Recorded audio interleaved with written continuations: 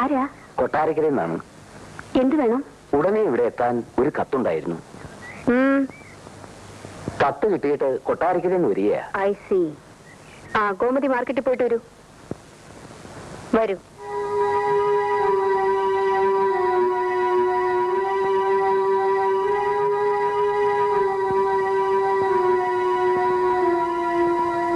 കൊട്ടാരക്കര പുലമൺ ജംഗ്ഷനിൽ കൊച്ചുവിളിയിൽ അച്യുതൻ നായർ അല്ലേ? അതെന്റെ വിലാസമാണ്.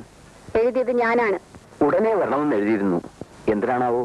നിങ്ങളുടെ മകളെ അടുത്ത വീട്ടിലാണ് താമസിപ്പിച്ചിരിക്കുന്നത് അല്ലേ? അതെ. എന്റെ മകൻ ഇവിടെ ഉള്ളത് കൊണ്ടായിരിക്കും. മനസ്സിലായില്ലല്ലോ. മകൾക്ക് പ്രമോഷൻ വേണമെങ്കിൽ വേറെ മാർഗം നോക്കണം. എന്റെ മകനെ കയ്യിലെടുത്തിട്ടാണെങ്കിൽ അത് നടക്കില്ല. ഇപ്പൊ ഒട്ടും മനസ്സിലായില്ല. അവളെ ഇന്ന് തന്നെ ആ വീട്ടിൽ നിന്ന് കൊണ്ടുപോകണം. എന്റെ മകന്റെ ഓഫീസിൽ ജോലി ചെയ്യാനും ഞാൻ സമ്മതിക്കില്ല. അതിപ്പോ അവള് താമസിക്കുന്നത് അവളുടെ അപ്പച്ചിയുടെ വീട്ടിലാണ്, ജോലി ചെയ്യുന്നത് സർക്കാർ ഓഫീസിലും. ഈ രണ്ട് സ്ഥലങ്ങളിലും നിങ്ങളുടെ സമ്മതം ആവശ്യമാണോ? ധിക്കാരം പറയരുത്. എന്റെ മകന്റെ നേരെ കയ്യും കലാശവും കാണിക്കുന്ന ഒരുത്തി എന്റെ ബംഗ്ലാവിന്റെ മുമ്പിൽ താമസിക്കുവാനോ അവന്റെ ഓഫീസിൽ ജോലി ചെയ്യാനോ പാടില്ല. കയ്യും കലാശവും കാണിച്ചെന്നോ? ഞാൻ കണ്ട കാര്യമാണ് പറഞ്ഞത്, ആരും പറഞ്ഞറിഞ്ഞല്ല. പക്ഷെ ഞാൻ വിശ്വസിക്കില്ല. ഞാൻ അവളെ അങ്ങനെ അല്ല വളർത്തിയത്. താൻ വളർത്തിയതിന്റെ വിശേഷമാണ് ഇപ്പൊ പറഞ്ഞത്. കണ്ട തേവിടിച്ചോളൊന്നും എന്റെ മകനെ വലവീശി പിടിക്കാൻ ഞാൻ സമ്മതിക്കില്ല. എന്റെ മകളെ പറ്റി ഇപ്പൊ പറഞ്ഞത് നിങ്ങളുടെ അന്തസ്സിന് ചേർന്നതായിരിക്കും, പക്ഷെ എന്റെ അന്തസ്സിന് ചേർന്നതല്ല. അതുകൊണ്ട് ഞാൻ മറുപടി പറയുന്നില്ല. തന്റെ ഒരു അന്തസ്. വരുന്നൊരു യു പി സ്കൂൾ അധ്യാപകൻ എന്താണോ അന്തസ്? നിങ്ങൾക്കത് മനസ്സിലാവില്ല. കാരണം ശിക്ഷിക്കലായിരുന്നു നിങ്ങളുടെ തൊഴിൽ, ഞാൻ പഠിപ്പിക്കുകയായിരുന്നു. ഓ, ഒരു വിജ്ഞാനകോശം. അല്ല, പഠിപ്പിക്കുന്ന ആളിനെ വിജ്ഞാനകോശം എന്നല്ല പറയുന്നത്, അധ്യാപകനെന്നാണ്. ഒരു അധ്യാപകനായ എനിക്ക് നിങ്ങളുടെ ഭാഷയിലും സംസാരിക്കാൻ അറിയാം. എന്നിട്ട് ഞാൻ സംസാരിക്കാത്തതുകൊണ്ടാണെന്ന് അറിയാമോ? പ്രാണഭയം കൊണ്ട്. വിവരദോഷം പറയാതെ കൊണ്ടുവന്നവരെ പെമ്പറനാരോ കുറെ കൂടി ബഹുമാനപൂർവ്വം സംബോധന ചെയ്യേണ്ടതാണ്. പക്ഷെ അതിനുള്ള അർഹത നിങ്ങൾക്കില്ല. Bloody fool.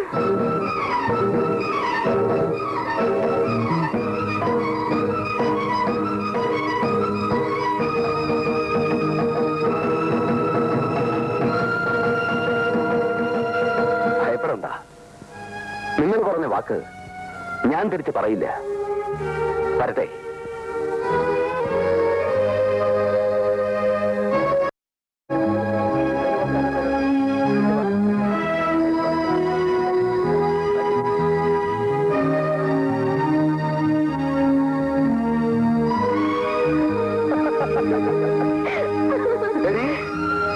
നീ ഉദ്യോഗത്തിന് പോകുന്നത് ഇതിനു വേണ്ടിയായിരുന്നു അല്ലേടി? എന്താണെന്നോ വീട്ടിൽ ചെന്ന് അമ്മയോട് ചോദിക്ക്. എന്നെ കത്തയച്ച് വിളിപ്പിച്ചിട്ട് എന്റെ മകൾ തേവടിച്ചാണെന്ന് അവർ പറഞ്ഞു. ഞാനതിന് മറുപടി പറയുന്നത് എനിക്ക് സംസ്കാരമുള്ളതുകൊണ്ടാ. ഉദ്യോഗം കൊണ്ട് കിട്ടിയത് മതിയടി.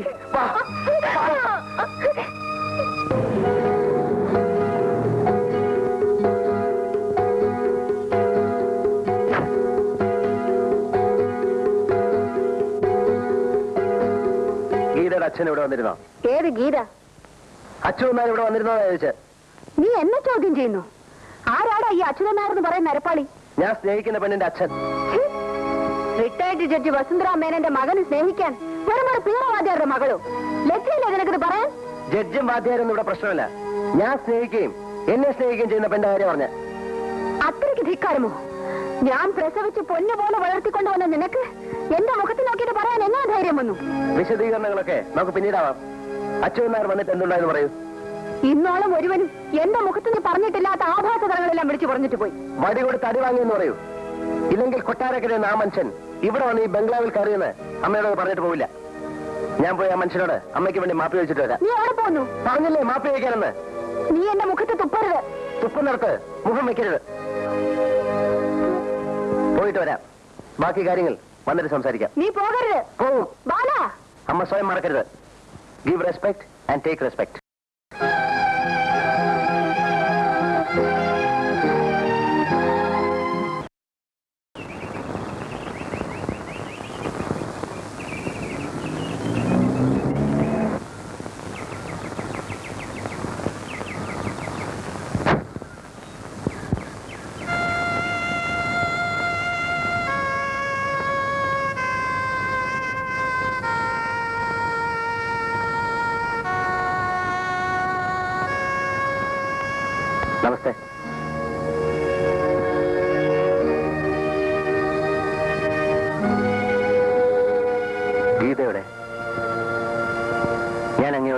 മാപ്പ് ചോദിക്കാനാണ് വന്നത്. മാപ്പോ? എന്റെ അമ്മ എന്തെങ്കിലുമൊക്കെ അനാവശ്യങ്ങൾ പറഞ്ഞിരിക്കും. അതിന് അമ്മയ്ക്ക് വേണ്ടി ഞാൻ മാപ്പ് ചോദിക്കുന്നു. നിങ്ങളുടെ അമ്മ എന്തൊക്കെയാണ് എന്നോട് പറഞ്ഞതെന്ന് അറിയാമോ? ക്ഷമിക്കണം, അമ്മ ഒരു പ്രത്യേക സ്വഭാവകാരിയാണ്. എല്ലാവർക്കും ഉണ്ട് മനുഷ്യ പ്രത്യേക സ്വഭാവങ്ങൾ. എനിക്കുമുണ്ട്. എന്നിട്ട് ഞാൻ ക്ഷമിച്ചത്. ദയവേത് അതൊക്കെ മറക്കണം. മനസ്സിന് വിഷമമുള്ള കാര്യങ്ങൾ വീണ്ടും വീണ്ടും ഓർമ്മിക്കാതിരിക്കുകയും പറയാതിരിക്കുകയും ചെയ്യുന്നില്ല ഭംഗി. സ്വന്തം കാര്യത്തിൽ ഈ വേദാന്തം മറന്നുപോകും. അതുപോട്ടെ, മാപ്പറയാനല്ലേ വന്നത്. പറഞ്ഞു കഴിഞ്ഞിരിക്കുന്നു. നിങ്ങൾ പോവാ. എനിക്ക് ട്യൂഷനുള്ള നോട്ട് തയ്യാറാക്കണം. ഒരു കാര്യം കൂടെ പറയാനുണ്ട്. അത് കുറച്ചുകൂടി കഴിഞ്ഞ് പറഞ്ഞാൽ മതിയെന്നാണ് കരുതിയിരുന്നത്. ഉണ്ടായത് എന്തൊക്കെയാണെന്ന് ഗീത പറഞ്ഞിരിക്കും. എന്തൊക്കെയോ പറയുന്നത് കേട്ടു. അപ്പോൾ പിന്നെ വിശദീകരണത്തിന്റെ ആവശ്യമില്ല. ഗീതയെ എനിക്ക് വിവാഹം ചെയ്തു തരണം. നിങ്ങൾ എന്താ പറഞ്ഞത്? ഞങ്ങൾ പരസ്പരം സ്നേഹിക്കുന്നു. ഞങ്ങളുടെ വിവാഹം നടത്തി. വിവാഹവും? എന്റെ ഈ ശരീരത്തിൽ ജീവനുണ്ടെങ്കിൽ മോളെ, അച്ഛൻ എന്നോട് സ്നേഹമുണ്ടെങ്കിൽ നിന്നെ പേരടിശീന്ന് വിളിച്ച സ്ത്രീ അവിടെയുള്ളത്. ഞാൻ അങ്ങനെയല്ലെന്ന് അറിയാവുന്ന ഒരു പുരുഷൻ കൂടി അവിടെ ഇല്ല അച്ഛാ. എന്റെ ബാലേട്ടൻ. മോളെ, അവരൊക്കെ വലിയവരാ, നമ്മൾ പാവങ്ങളാ. അതിന്റെ ബുദ്ധിമുട്ട് ഗീത അനുഭവിക്കേണ്ടി വരില്ല. അനുഭവിക്കേണ്ടി വന്നാൽ തന്നെ സാരമില്ല അച്ഛാ. സഹിക്കാൻ എനിക്കറിയാം. മരിച്ചുപോയ അമ്മയെ ഓർത്തെങ്കിലും അച്ഛനെതിരെ പറയരുത്.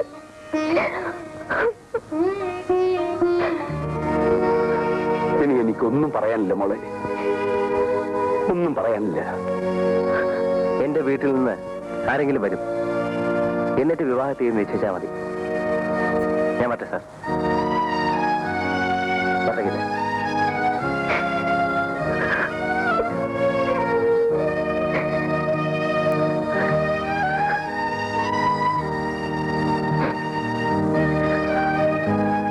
മോളെ, ഒന്നുകൂടെ ആലോചിക്കുമോളെ. ഈ ബന്ധം കൂടിയേ തീരുന്നുണ്ടോ? ഞങ്ങൾ തീരുമാനിച്ചു കഴിഞ്ഞതാണ് അച്ഛാ. അച്ഛൻ ഞങ്ങളെ അനുഗ്രഹിക്കണം.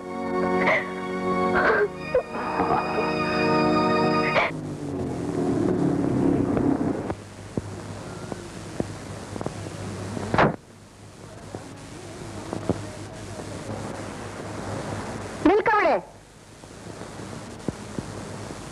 മാപ്പ് പറഞ്ഞോ? പറഞ്ഞു. എന്നിട്ട് തന്നോ മാപ്പ്? തന്നു. മാപ്പും വാക്കും തന്നു. വാക്കോ? അതെ, മകളെ വിവാഹം ചെയ്തു തരാമെന്ന് വാക്ക് തന്നു. പ്ലീസ്. അമ്മയ്ക്ക് പ്രഷറിന് അസുഖമുള്ളതാണ്. കൂടുതൽ സ്ട്രെയിൻ എടുത്താൽ ബുദ്ധിമുട്ട് എനിക്കാണ്. ആശുപത്രി ഇരിക്കാൻ ഞാൻ വേണം. മരിക്കട്ടടാ. എനിക്കിനി ജീവിച്ചിരിക്കണമെന്ന് ആഗ്രഹമില്ല. എന്റെ സമ്മതമില്ലാതെ നിനക്കിഷ്ടമുള്ള ആർക്കെ നീ വിവാഹം ചെയ്യുമല്ലേ? ആ ചോദ്യം ഒന്ന് തിരിച്ചിട്ടൂടെ അമ്മേ? ഞാൻ വിവാഹം ചെയ്യാൻ പോകുന്ന പെണ്ണിനെ അമ്മ അങ്ങോട്ട് ഇഷ്ടപ്പെട്ടാൽ കാര്യം തീർന്നില്ലേ? നീ വിവാഹം ചെയ്യാൻ പോകുന്ന ആരെയാണെന്ന് ഞാൻ നിശ്ചയിച്ചിട്ടുണ്ട്. അവർക്ക് വാക്കും കൊടുത്തിട്ടാണ് ഞാൻ പോകുന്നത്. അവിടല്ലേ കുഴഞ്ഞു പോയത്? അമ്മ ഈ വാക്ക് മാറ്റി പറയണ്ടേ? ഞാൻ വാക്ക് മാറ്റാനോ? നിന്നെ പ്രസവിച്ച ഞാനാണെങ്കിൽ കൊടുത്ത വാക്കിന് മാറ്റം ഉണ്ടാവില്ല. ഇതിപ്പോ ആകെ കുഴയല്ല അമ്മേ. അല്ല, അമ്മ കണ്ടുവച്ചിരിക്കുന്ന പെണ്ണ് ഏതാണെന്ന് അറിയാത്തത് കൊണ്ടാണ് നീ ഇങ്ങനെയൊക്കെ പറയുന്നത്. ഏതാണാവോ പെണ്ണ്? ഉണ്ണേട്ടന്റെ സഹോദരി രാധിക. Very good. നല്ല പെണ്ണ്. വിദ്യാഭ്യാസമുണ്ട്, സൗന്ദര്യമുണ്ട്, സ്വത്തുണ്ട്, കുടുംബ പാരമ്പര്യമുണ്ട്. ഇനി എന്ത് വേണം? സ്നേഹം വേണം. അതില്ലമ്മേ. സ്നേഹിക്കുന്നത് ഞാനും ഗീതയും തമ്മിലാണ്. ഗീത? അവളുടെ പേര് അവിടെ വേണ്ടി പോരുത്. ഞാൻ ജീവിച്ചിരിക്കുമെങ്കിൽ അവളോട് വരില്ല. ഞാൻ ജീവിച്ചിരിക്കുമെങ്കിൽ അവളോട് വരും. ചേച്ചിക്ക് എന്ത് വേണം? നിനക്ക് അമ്മയുടെ മുന്നിൽ ഒന്ന് തോറ്റു കൊടുത്തൂടെ? നമ്മുടെ അമ്മയല്ലേ. അമ്മയുടെ മുന്നിൽ തോൽക്കുന്ന മക്കൾക്ക് നന്മ മാത്രമേ ഉണ്ടാകൂ. ഈ സാരോപദേശം ചേച്ചിയുടെ കാര്യം വന്നപ്പോ എവിടെ പോയി? അന്ന് അളിയനും ചേച്ചി സ്നേഹപരവശരായി നടന്നിരുന്ന കാലത്തും അമ്മ എതിരല്ലായിരുന്നോ? അന്നെന്താ ചേച്ചി വിട്ടു കൊടുക്കായിരുന്നേ? അവരുടെ ഇതുപോലെ ആയിരുന്നോടാ. ഇത് വെറും ഒരു പറട്ടവാദിയുടെ മകൾ. ഒരു വെടക്ക ചേച്ചിയുടെ മകൻ എന്ന് അവര് പറഞ്ഞാലോ? എന്താ പറഞ്ഞൂടെ? പറഞ്ഞാൽ ഒരു ചുക്കം ചെയ്യാൻ പോകുന്നില്ല. എന്തൊക്കെയോ ചെയ്ത് കളയാമെന്ന് തോന്നിയേക്കും. അത് പഴയ അധികാരത്തിന്റെ ഗർവാണ്. ബാല, നീ ആരോടാ സംസാരിക്കുന്നതെന്ന് അറിയാമോ? നമ്മളെ പ്രസവിച്ച അമ്മയോടാ. ചേച്ചി, പ്രസവിച്ചത് കൊണ്ട് മാത്രം അമ്മയാവില്ല. അകവും പുറവും നിറയെ അലിവും സ്നേഹവും വേണം. അതാണ് അമ്മ. എനിക്കൊന്നുമില്ലടാ. അമ്മ പറഞ്ഞത് പോയത് കേട്ടില്ലേ മോനെ? ഇതിനെല്ലാം കാരണക്കാരി നിങ്ങൾ ഒരുത്തിയാണ്. സഹോദരന്റെ മകളെ വിളിച്ച് വീട്ടിൽ നിർത്തിയിട്ട് എന്റെ മകനെ വശീകരിച്ചെടുത്തിരിക്കുന്നു. പക്ഷെ അവനെ ഞാൻ വിട്ടുതരുമെന്ന് കരുതണ്ട. നടന്നത് എന്താണെന്ന് ഞാൻ പറഞ്ഞു. എന്നിട്ടും വിശ്വാസമാകുന്നില്ലെങ്കിൽ ഇറങ്ങി പോണല്ലേ?